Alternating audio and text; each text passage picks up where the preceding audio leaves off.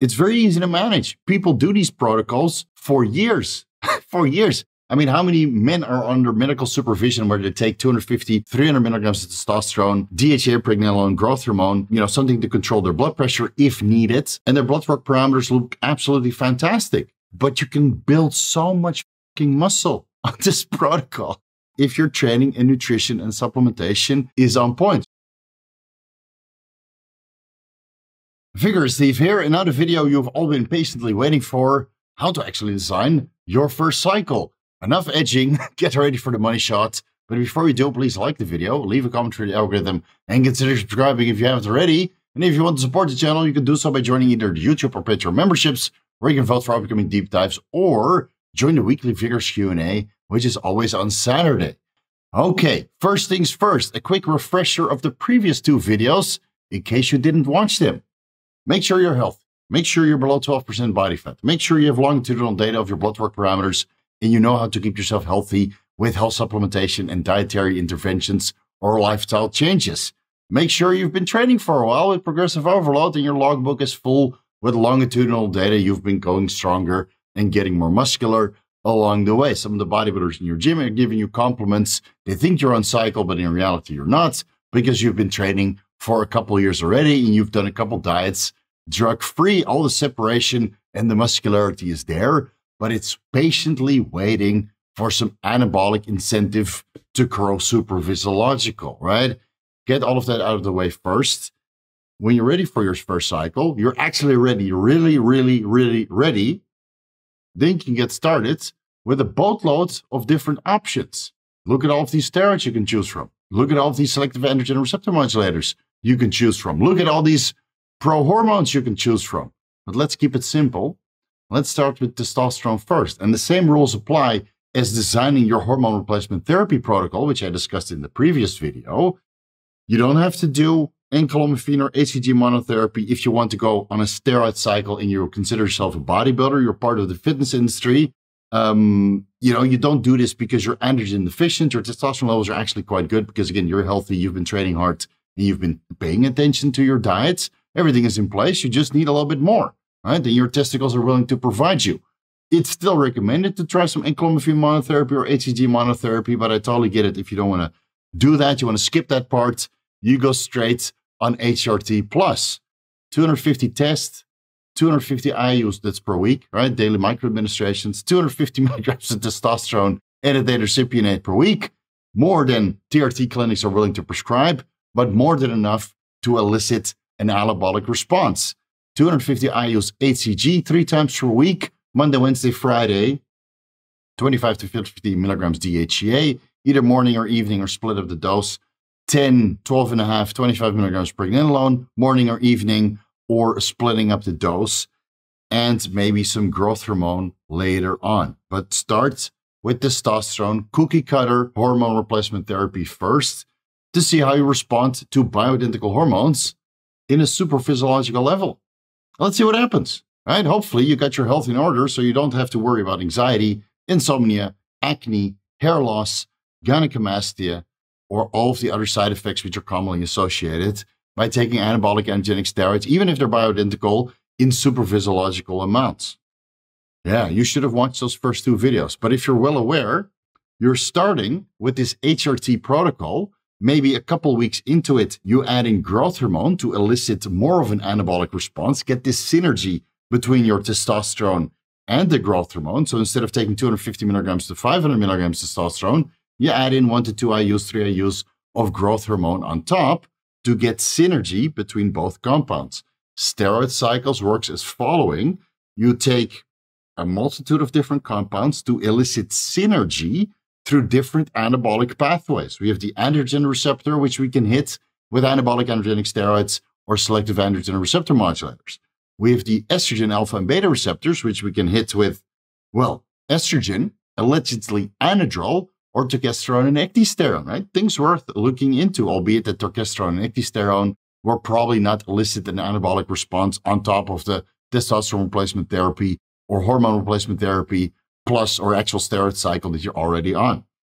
Look into the growth hormone receptor pathway. Look into the IGF-1 receptor pathway, which you're going to get stimulation through for free when you go in growth hormone. Yes, growth hormone is a secretagogue of IGF-1.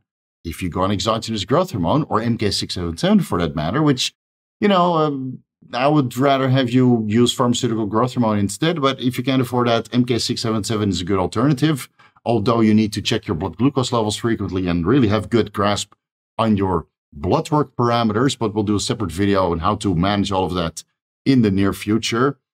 Your IGF-1 levels will go up.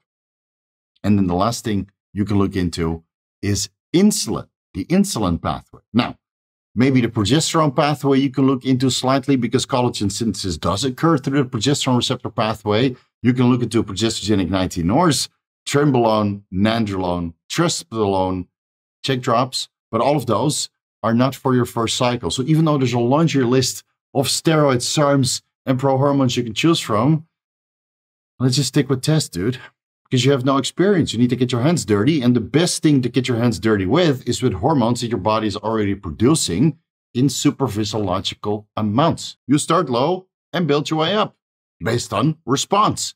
So you go maybe on this protocol for 4 to 8 weeks. You elicit all of the anabolic response you can probably get on this particular training protocol with a certain amount of volume, a certain amount of sets to failure, a certain amount of sets with reps and reserves, and a couple sets maybe with intensifiers like drop sets or resistance bands or whatever else you prefer. Change your training first, because when you go on steroids, your recovery capability goes up. So maybe this training protocol that was working for you when you were drug-free with low volume, high frequency, maybe you need to change to a little bit less frequency and higher volume, or maybe more intensity, right? That's a whole separate subject in itself. There's entire YouTube channels dedicated to that stuff. Research, research, research. You don't need to increase the dose right away. You can just change your training intensity and your training volume and your training frequency. Then based on that, your training frequency and your training volume changing, you can also change your caloric and nutritional intake. If you get stuck on a particular way, it doesn't mean you have to increase the drugs. Maybe you need to increase the food instead. Maybe you need to increase your micronutrients because now you're supercharging your body with performance-enhancing drugs, anabolic-androgenic steroids. Your nutrient requirement, not just the caloric requirement, your micronutrient requirement goes up. So maybe this 50 milligrams of zinc that you were supplementing with, maybe it's not enough. Maybe this 200 or 2,000 milligrams vitamin C that you're supplementing with, maybe that's not enough. Maybe you need to increase that first before you increase this cookie cutter hormone replacement therapy of 250 milligrams a test and 2 IUs of growth hormone. Maybe you need to learn how your body works on PEDs, on steroids, right? By changing your training volume and by changing your caloric intake. You can do this multitude of different times without changing your drugs and elicit more of a response. At one point, you can manipulate the training any way, shape, or form, excluding deloads, right? Sometimes a deload is required, but you've manipulated your training so much and you've changed your dietary intake of micronutrients and calories so much that you're just getting fat and you're not getting any stronger. That is the only time that you increase your performance-enhancing drugs. Now, you go from 250 milligrams a test and DHA, pregnenolone, growth hormone to maybe 375. That's a 50% increase, 150% gains. Your training volume is probably perfect for 250, but not perfect for 375 milligrams of testosterone. Food for thought here. You're going to have to change that again. Yeah. And then while you're figuring that out, your ultimate training volume, training frequency, and training style, maybe that needs to change also. This caloric intake that was making you fat previously might now be a maintenance calorie diet, and later on might change into a caloric deficit because your muscularity is increasing, and with more muscle mass comes a higher caloric requirement. So you can keep your diet the same. You might need to increase your micronutrient intake because more muscles demand more micronutrients. Magnesium requirement goes up, vitamin D3 levels might need to go up. Electrolyte intake in general, right? Sodium, potassium, calcium, etc., all might need to go up for the same amount of calories that you're eating. So make sure you're eating healthy and keeping track of all of your micronutrients. Change your training, keep the diet the same, but increase your micronutrients. You might get leaner. All this fatness that you accumulated by making these incremental steps in your training and your food intake until you started increasing the drugs, you might be able to undo this by increasing the drugs a little bit and allowing you to train into a caloric deficit to the point you're now restoring your body fat levels to where you basically started with all of this newly acquired muscle mass. You can do this a couple times, changing the training volume, changing your caloric intake, changing the drugs, right? Step by step, you can gain so much size until you reach 500 milligrams testosterone annotated per week, or cypionate, right? Whatever ester you prefer. Still, daily microadministrations, either subcu or intramuscular, are going to apply because daily administrations result in most stable serum concentrations and require the least amount of aromatase inhibition or 5-alpha reductase inhibition. And when you're going on steroid cycles, you have a laundry list of DHT derivatives to choose from, or progestogenic 19-nors, or other compounds that might elicit hair loss. So, right, it might not be wise to go on a steroid cycle if you really care about your hair that much. I didn't really care. I think hair is obnoxious, but if you're not that kind of guy, you love hair, you want those, Goldilocks with hair all over the place to the point you look like the Lion King, steroids might not be for you. You might need to stick to TRT. Maybe you need to stop this video, go back to the previous video, give that video another watch, and then watch another video about post-finasteride syndrome and an upcoming video about hair loss, right? Stick within your lane, right? Everybody has limitations. If your hair loss is a limitations, just stick with TRT and call it quits. But if you don't care about hair loss and you can manage all of the, hair growth that is going to occur all over the rest of your body, then steroid cycles might be in the cards for you. Now, what is a good option to look into after your hormone replacement therapy protocol that is now going into hormone replacement therapy for 2 people? All right, that's how much of a testosterone level you're going to have. You might end up at like 2,500 nanograms per deciliter when you're at 375 milligrams testosterone annotated cypionate per week. That's testosterone levels for 2. Maybe at 500, you have testosterone levels for 3. Maybe by the time you get bored with the testosterone and the estrogen management and the growth hormone and the neurosteroids that are part of your protocol and maybe the Cialis, 5 to 10 milligrams, or telmisartan, 20 milligrams to control your blood pressure, if that's an issue, maybe you want to throw in an oral on top. My recommendation is to start with the oral steroid, which was designed for athletes, Turinabol, 25 milligrams, 30 milligrams to start. See how much of a response you get from that. Learn how to interpret your blood work results, because Turinabol, even though it's considered a mild oral steroid, it will still change your liver enzymes, your lipid parameters, and maybe some other markers, including your thyroid panel, right? Steroids modulate the thyroid binding globulin levels that bind thyroid hormones. So maybe your thyroid hormones might fluctuate a little bit. Anavar is particularly known for this, but it's been investigated to a much larger extent that Turinabol or some of the other oral steroids have been investigated regarding their changing of thyroid binding globulin levels in the bloodstream. So do your blood work, multitude of different times on this performance-enhancing drug protocol that slowly keeps increasing with bioidentical hormones till you reach a point where you feel bored. Because honestly, you can increase the testosterone all the way to 2,500 milligrams if you can tolerate that high, and never touch another oral steroid or another anabolic steroid that you inject. Really? I have a whole ebook about how to make these adjustments, I'll link it down below, and how to stick with bioidentical hormones and elicit phenomenal responses during the off-season. Will you look cosmetically appealing? Probably not. Growth hormone, testosterone, especially at higher dosages, and insulin or IGF-1 all make you look watered. Whoop-de-doo. It's not the end of the world. You'll still get laid if you keep your body fat levels somewhat in check throughout this entire process that you're increasing the calories and, manipulate your calories based on your drug intake and your training volume and training frequency, right? Treat it as a job so you can get the best response. That's how you need to look at it. The steroid cycle is a whole job in itself for micromanagement, right? So you can have the best possible outcome. Turinabol, the first option of an oral steroid you can take on top of your HRT that has been increasing over time. I think it's reasonably safe. There's enough scientific evidence that you can do research on. Again, it was specifically designed for East German athletes to help, win at the Olympics. And if you're going to do your first cycle, it's pretty safe to assume that you consider yourself an athlete or at least part of the fitness industry, and you're taking your first cycle for cosmetic enhancing purposes, and the performance enhancing that you get out of it is probably a bonus, right? Sometimes we take these steroids for vanity reasons. Test Turinabol. You don't have to reduce your DHEA and pregnenolone. That is a staple for your neural steroid levels, for the best cognition, best well-being, best libido, etc., right? You keep the base the same and you add 25 or 30 milligrams of Turinabol per day on top. It can be morning and evening on rest days or the full dose pre-workout on workout days. That seems to be well tolerated. You elicit an increased anabolic response. You get better pumps, better vascularity, more strength. Your blood work parameters obviously are going to change, but since Turinabol at that dose is effective but reasonably benign when it comes to blood work results, you'll be able to learn how to manage that correctly with TUDCA or astragalus root extract, or increasing your fiber intake, and N-acetylcysteine, right? Vitamin E, everything you can do and put in place regarding supplementation to keep your health sustained. Or maybe you need ezetimibe or citrus bergamot and fish oil with each meal to keep your lipids in range, or again, dietary interventions.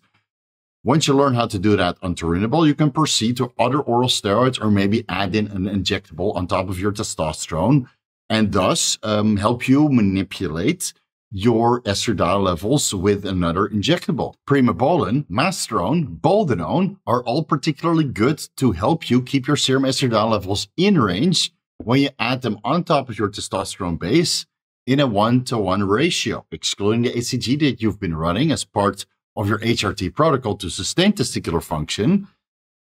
That will produce estradiol directly in the testicles, and you're probably using Aromacin or Arimidex, which I'm not really a fan of, so let's just stick with Aromacin. You're probably using Aromacin to modulate your estradiol levels, keep them favorable for libido, cognition, all the favorable benefits associated with estradiol. The laundry list is very long. Also wrote an ebook about it. I'll link it down below. If you have your HRT base with Aromacin to keep your estradiol levels in range, and you replace your Aromacin for a comparable dose of DHT derivatives or equipoise for the amount of testosterone that you're in, your estradiol levels should stay pretty similar. The half-life, the active life of Aromacin, is a multitude of different days, and before your testosterone really starts to ramp up in the conversion into estradiol, primobolan, masterone, or boldenone are already reaching serum concentrations sufficient enough to selectively and reversely inhibit the aromatase enzyme and prevent the conversion of testosterone into estradiol, and thus keeping your estradiol levels favorable. So you don't have to overcomplicate it. Like how many days of the half-life of the Aromacin do you need to calculate and factor into the injection frequency of the methanol enanthate versus the masterone propionate versus the boldenone and destinate. We're already quite far into this protocol. You should have some experience. Your body should look good. You've been doing your due diligence with blood work. You go from one day to the next. You'll be okay. I promise you, you'll be okay. Don't overcomplicate it. Don't be OCD about it. Don't give yourself anxiety by thinking about this. You'll be okay. Really, you'll be okay. All right. So you switch that. You add an injectable on top of your testosterone. You forgo the Turinabol. You close that chapter off. You've taken a Turinabol once. You're probably never going to take it again, because I think Turinabol is a beginner steroid. And then later cycles, you might be looking to Anavar because you've learned how to identify proper sources and source high-quality pharmaceuticals online in the meantime, which you should really pay extra special attention to, right? Your cycle is only as good as your source, because if you think you run 500 milligrams a test, but your underground lab is dosing that 50% or something entirely different, or a different ester because they're cheaper, and you're not getting the results that you expect to get, because whatever you're injecting is not exactly as what you think you're taking, right? The 500 milligrams a test that you think you take is probably 250 of a different ester, as an example. And the primobolan that you might be taking might be masterone. So thus you get more of a reduction in serum estradiol levels and more of a flatness, less of an anabolic response on a milligram for milligram basis. And I know that can be highly debated, because all steroids ultimately result in the same amount of protein expression. Studies from decades ago, but every bodybuilder will tell you, I get better response from primobolan over masterone, but masterone will give me a better cosmetic effect. So long story short, you being the sole caretaker of your body, you need to do your due diligence researching which of these performance enhancing drugs you're going to take to elicit or facilitate particular goals that you have. Write down your goals first, and then try to match an anabolic androgenic steroid to that particular goal. Do you want more of a cosmetic effect, or do you want more of an anabolic effect, right? And then you pick and choose. Now, of course, a trend will give you an anabolic effect and a cosmetic effect at the same time, but also a laundry list of side effects. So slow down. Just because trend is on the list of anabolics you can choose from doesn't mean you have to take it on your first cycle. And I know there's a 30-day trend challenge out there, and everybody on social media is on trend, but it doesn't mean that you have to do it. Patience.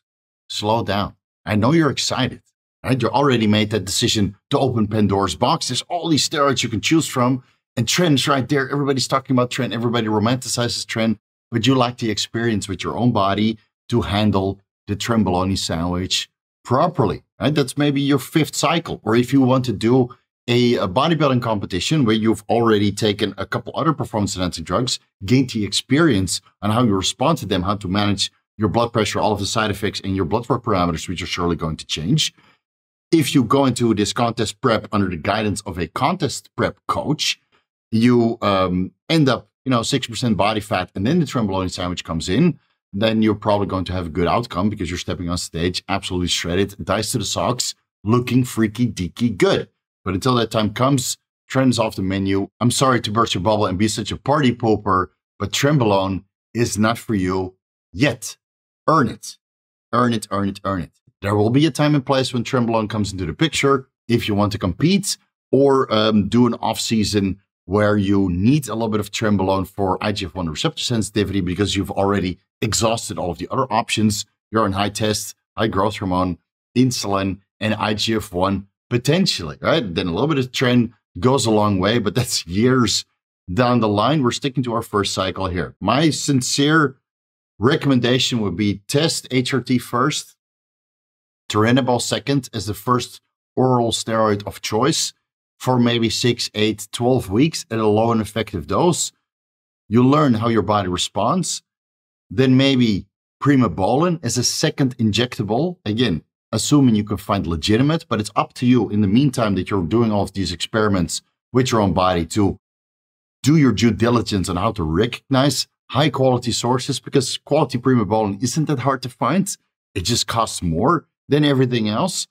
And otherwise, well, look into Masterone or Boldenone, but Masterone comes with its own set of issues and Boldenone comes with its own sets of issues, but those issues are less than Trenbolone, Nandrolone, Testosterone, or some of the hardcore orals like Superdrol or Anadrol or Halotestin. And even Winstrol comes with its issues. So there will be a time and place for that.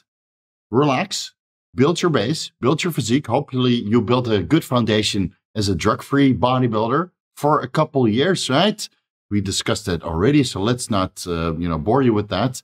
Then you build your base on bioidentical hormones plus a little bit of goodies on top for a couple of years also. I wish I did that myself. I could have developed my physique so much better if somebody just told me, don't do this, don't do that, stick to the basics. I know the basics aren't sexy. I know the basics doesn't get you views. I know the basics are not what make people want to subscribe or follow you around.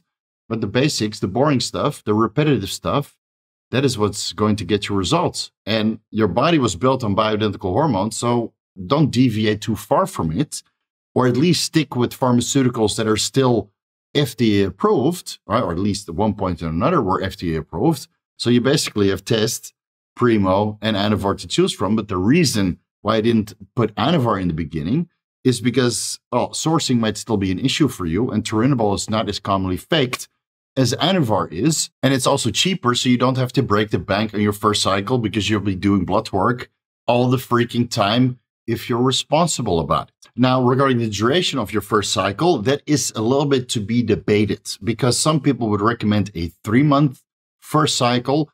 Other people recommend a 4 months, 5 months, 6 months first cycle. I think a very long first cycle is to be advised if you do everything right, which means sustaining your testicular function, doing the blood work frequently to manage your health, and starting low, which again isn't sexy because everybody wants to do a 500 milligrams testosterone N8 cycle with a de-anabolic kickstart. But trust me, the side effects will be severe. If you start with cookie cutter HRT, which again isn't sexy, it's a low dose, nobody's even going to believe you that you run such a low dose or such a weird protocol because it isn't commonly accepted yet. Don't worry, it will. Yeah, it will, but you might have to wait, right? I might have to hammer it into the fitness industry a little bit longer.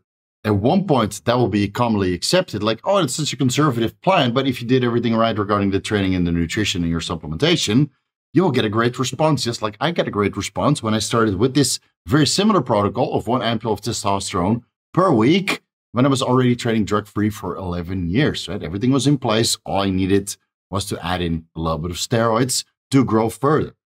So start low, build your way up through multiple of increments. Again, that's increments on training, increments on nutrition, and increments on your steroid protocol.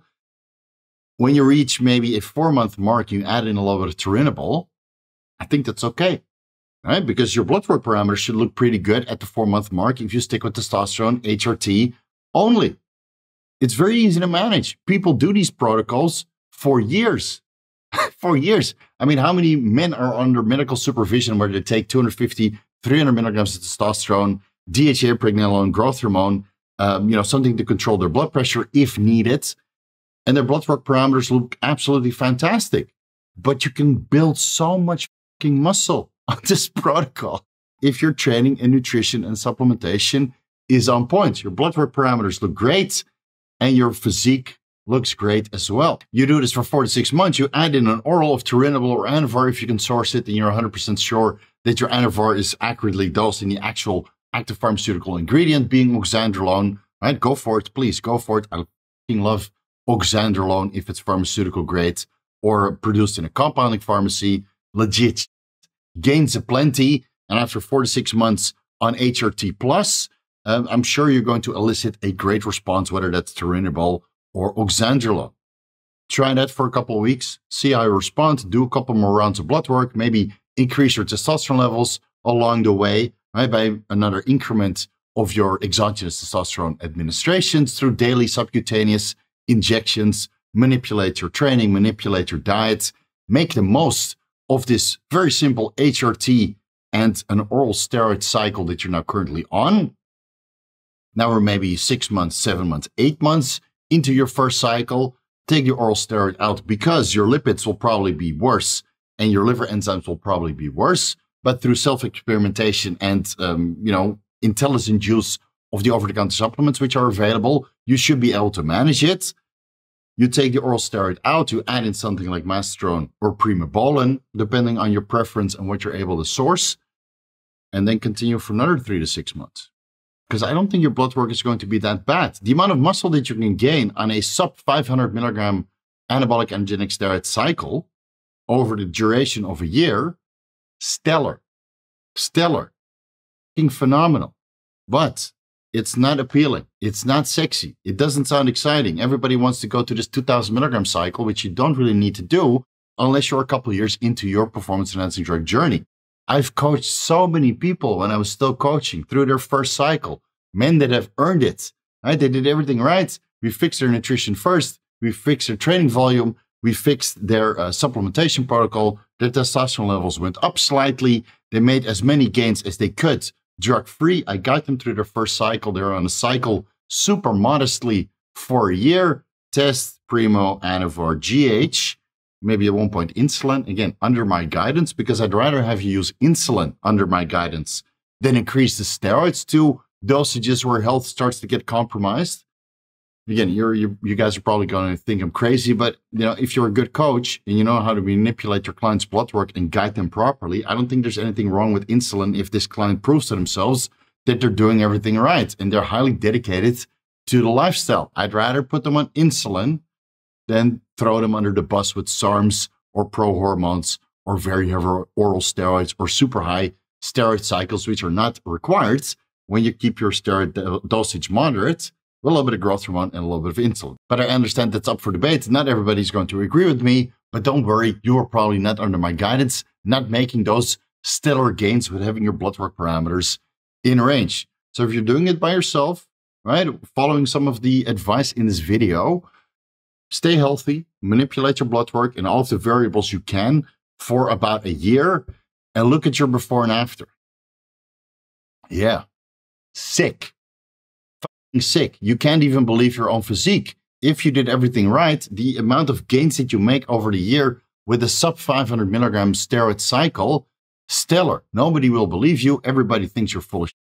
People will call you out as being, saying that your dosages are not correct and you're lying about what you're taking, but you know better because you treated it like a job. You manipulated your health parameters and you keep everything moderate. Now, eventually the steroid cycle is going to have to come to a close, right? Your first cycle can't be a decade in duration, albeit that I'm not against blasting and cruising, albeit that 500 milligrams per week for up to a year isn't exactly a blast. It's like an entry-level first cycle for most people in the fitness industry. Still, you can make phenomenal gains, but at one point, this steroid cycle is going to have to end.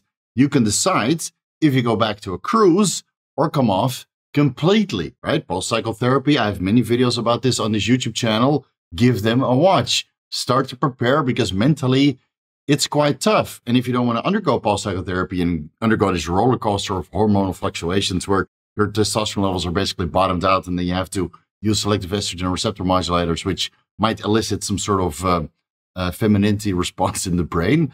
And then slowly your testosterone levels come up over the course of, let's say, 3 months to 6 months. If you don't want to undergo that and lose some of your gains and cosmetic appeal, that's where the cruise is for, right? You stay in testosterone replacement therapy, which is basically the same as where you started, hormone replacement therapy plus growth hormone. It's 150 tests or 250 milligrams a test, 250 IUs 3 times a week, DHEA, pregnenolone, and 2 IUs of growth hormone, and maybe Cialis, telmisartan to control your blood pressure.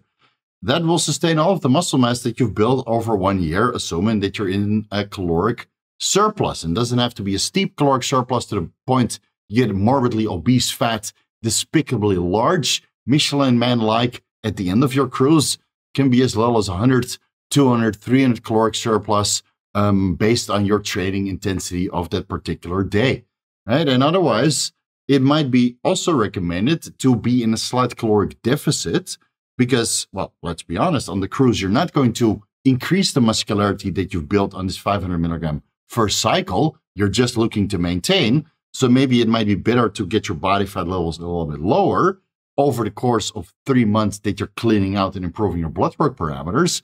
And then by the time you're ready to blast again at a whopping 500 milligrams steroids combined, your blood work parameters look good, but your body fat levels are also low. So you can eat a boatload of foods and elicit more of an anabolic response on top of the 500 milligrams of steroids that you're now going to take, leading into a 750 milligram steroid cycle, right? In combination, test Primo or test Masteron or test Boldenone with perhaps an oral steroid on top and some growth hormone and insulin if you're that meticulous about your bodybuilding journey.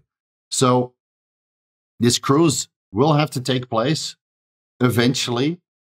Make sure that you're mentally ready for it. Elicit all of the anabolic response you could out of your first cycle to solidify that, because that's why I like a longer first cycle, because in the beginning you just get a fullness, water retention, nitrogen retention, electrolyte retention. It's not real muscle. Building muscle takes time. And if you stay in a moderate cycle for, let's say, 6 to 12 months, you solidify this muscle in place. You can sustain it even in a caloric deficit, slight caloric deficit, so you can get leaner over the course that you're cruising, maintaining a similar amount of strength with even, 1/3 of the dose of steroids that you're taking. But if you can do it in a caloric surplus, it probably is better. But if you start your second cycle leaner than you ended your first cycle, you have so much more room to grow into, because again, being in a caloric surplus will unfortunately make you gain a little bit of body fat. And if you don't know how to do this, hire a coach. There's so many good coaches out there. Unfortunately, I stopped coaching a while ago, but there's so many good coaches out there who can guide you through their first cycle, get you in shape at the same time, modulate your training frequency, training intensity, and your training volume, modulate and manipulate your diet and your supplementation protocol, and help you interpret your blood work results and make solid and informed changes for your performance enhancing drug protocol. That the first day of your cycle and the last day of your cycle is night and day difference, and the cruising period that you need to undergo, which will have to occur at one point or another, you're going to sustain all the muscle mass and strength. You might get a little bit leaner, or at least not degrade cosmetically to the point you feel, not so good about yourself anymore, which at the end of your cruise, you're still going to look better than at the end of your natty phase. I'm sure of it, right? Again, if you're meticulous, by the time you start your second cycle, man, gains aplenty. But that's a subject for a different video. If you want to see how to design your second cycle and start adding in, maybe a little bit more exotic compounds for you to grow beyond your first cycle, let me know down below in the comment section, and I'll gladly make a video about it. For now, we're out of time. Thank you guys so much for watching. You can find everything that I'm associated with down below in the YouTube description section. Have a look at my website, VigorousSteve.com. A ton of free articles for your reading enjoyment, and perhaps a couple extra sources that I can post here on YouTube. Vigorous crew, you guys know what to do.